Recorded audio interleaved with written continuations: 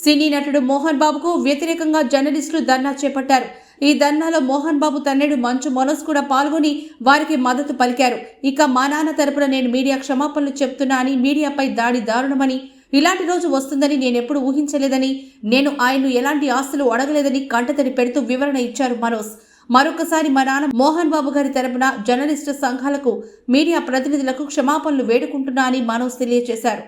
ఇలాంటి రోజు వస్తుందని ఊహించలేదండి. నిజంగా మీడియా మిత్రులకి, ముఖ్యంగా ఇద్దరు అన్నలకి నా క్షమాపణలు. మా నాన్న తరపున, మా అన్న తరపున నేను సారీ అడుగుతున్నాను. నేను నీ తమ్ముడు అనుకోండి, మీ వాడిని అనుకోండి, మీకు నీ తోడుంటాను. మీకు ఏదున్నా నాకు ఫోన్ చేసేదండి. నేను ఎప్పుడు ఒక్క కాల్ దూరంలోనే ఉంటాను.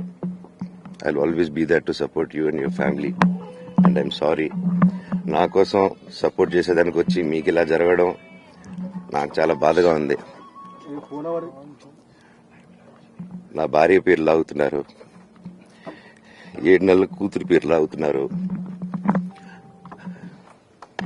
నేనేం అడగలేదు, సొంత కాళ్ళ మీద పనిచేస్తున్నాను.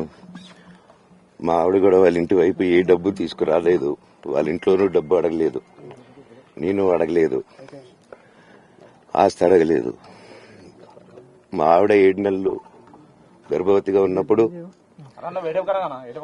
తనకి 7 నెలలు ఉన్నప్పుడు మా అంకుల్ వాళ్ళు ప్రతి ఒక్కరూ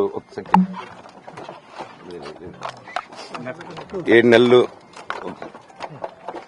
కాదు 7 నెలలు తను ప్రెగ్నెంట్ గా ఉన్నప్పుడు మా అంకులు విజయవాడలో ఉంటారు.